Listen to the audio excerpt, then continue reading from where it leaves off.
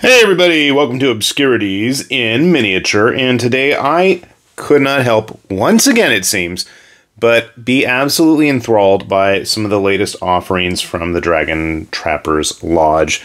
We have in front of us today Sir Studious, an arcane dragon researcher, and I recently just got a hold of the League of Dungeoneers board game sandbox set, whatever you want to call it, recently from Kickstarter, and that should be coming up on a second print run in the near future, which is totally unrelated, but it's one of those games, and it's basically Warhammer Quest, but in at least an homage to it.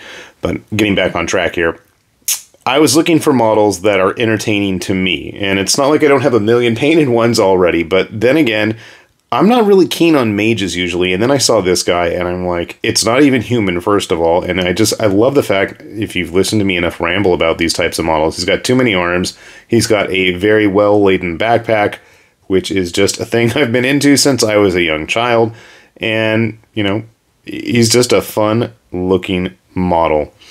This is part of their new Dragon Researchers set, which, naturally, if they're going to be researching dragons, includes dragons. So they have this guy who you can see he's got some support still stuck between his heads there. I didn't realize. I forget what this one was called, but obviously he's a two-headed one. And it's kind of cool because the dragon, at least this dragon, I know they had talked about other ones in the set. Originally, they have it in a wormling phase like this. There is a large, I don't know, juvenile, for lack of better terms, I guess, stage on like a 50mm, and then they have the big adult gargantuan version on a 100mm base. And I think that's one of the things that I've really, really loved, and I've mentioned it many times before about Dragon Trappers Lodge stuff, is that there's such a wide variety of models, and they're pumping these out on a monthly basis. Continues to impress me because just the sheer scope and variety of things that we've seen at this point. You know, we had like our little coconut spirit warriors that were with the Sharkmen release. I gotta paint those guys. I think I painted a couple sharks now that I think about it. I was looking for something else that was painted. They were like the ice spirit guys that were way back with the Sabertooth army. We had all of the various slimes and oozes. That's the guy I was looking for.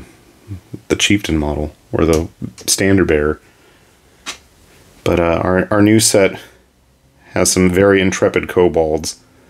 I thought these were fun models with bags of meat to hopefully entice some of the young wormlings into, I don't know what they're coerce them into, but they also had these fun little dragon worms, and I'm kind of shocked that there wasn't a larger version of them.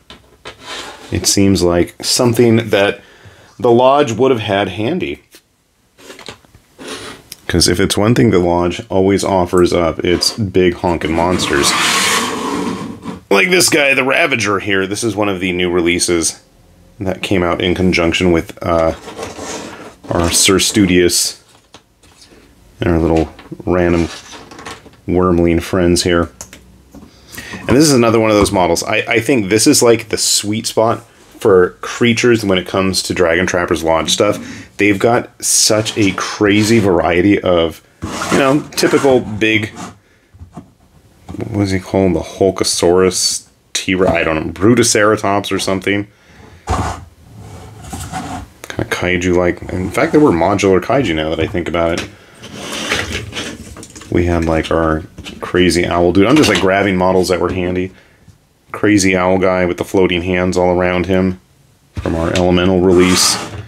I don't think I ever showed off this one. I was looking for, maybe I did and I've completely forgotten. They had a bunch of nature wind spirits, which should look somewhat familiar if you are of a certain age and of a certain inclination of watching nostalgic 80s and 90s anime done by certain prolific directors. And speaking of creature designs by certain prolific anime directors, there were these fun faceless grubs quite some time back. And they had even larger ones, and that's the one I'm actually looking for, where he had a giant mouth in his belly. Just bizarre stuff. And I mean, there's also, you know, more standard fare, if that's what you're into. They've been doing a multi-part Fiends of Incandriox. Quite a nice looking demon sub-boss, lieutenant, general, whatever you want to call him. But you know what? That's not actually what I even wanted to do this video about. I'm totally getting off track here. What I really wanted to talk about was one of the models that came out in this release, and that is the Artificer Hopper. Look at this guy. He's such a goofball. The pipe, the mechanical artificial arms, the little walking staff attached to the hands. The fact that I still haven't broken off his little glowing bulb, his tools, the top hat. He is quite the dapper hopper. And the hoppers are a thing that have been around for so long at the lodge. I mean, there's a ton of them. I actually dug through my collection of printed hoppers, of which I have a few, because as of the time of this video going up, there is actually a hopper collection crowdfunding campaign going on, which obviously there is a link to if you scroll down a bit. And if you're watching this after the fact, well, you can probably still follow that link to at least check out the campaign, maybe back it late, or possibly scoop up some of the individual models. But the hoppers have been a thing for some time at the lodge. This was the Kaiju hopper, of which there is actually an absolutely massive one, probably close to a 100mm base, if you want a Kaiju-sized hopper. There was a demon hopper, supposed to be all flamey looking. Again, these are just the ones that I have handy that I've already printed before. The Dino hopper, looking a bit like a Diablos. I know my kid got really peeved when he saw, why are there stegosaur plates on a, you know, ceratopsian body? I don't know what he said. Something like that to that effect. I'm paraphrasing. I liked this one. This was the Squeak Toy hopper. The sewn-on eyes and the bell attached to his tail there. This is from the Doggos and Dragons set, I believe, originally.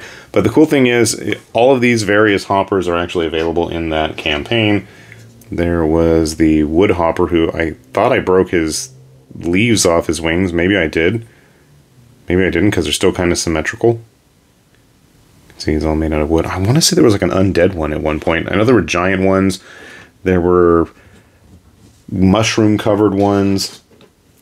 This is the one that I was going to paint up next. I don't think I've ever actually painted one now, come to think of it. Kind of an Asian dragon style one. But they're just fun, silly models, and this campaign that they've got going right now actually, like I said, has all of the previous ones, but then a whole slew of new ones. Like, I know they had one that I was really interested in that had the tail where the head was supposed to be, and the head where the tail was, and the wing flapper things, and legs reversed in a just very late medieval bizarre mashup of what, Hieronymus Bosch type creatures. It looked interesting. And of course, being the Dragon Trappers Lodge, there is a hopper lodge where they have an absolutely massive hopper with the lodge attached to it. And if you've ever seen or tried printing any of the actual mobile lodges that the Dragon Trappers Lodge has put out, they are quite impressive pieces. I know I've shown off my big Spinosaur one that I've been hoping to work on one of these days. Hopefully we'll get to it soon. But if you haven't had a chance to check it out, I mean, I'm just showing off a bunch of cool stuff because, I mean, you know, the cool thing about all these Patreons is if you ever do, go ahead and take a look. They often have a nice discount for previous existing models. And worst case, if you don't see anything at that time, there's always some kind of a sale going on eventually. So hopefully, if you're interested, do take a look at that campaign. And if you're not, well, hopefully you'll still see something that will spark your fancy as much as mine. And hopefully we'll see more of this stuff painted from me too.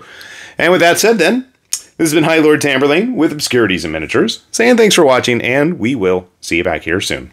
Bye-bye.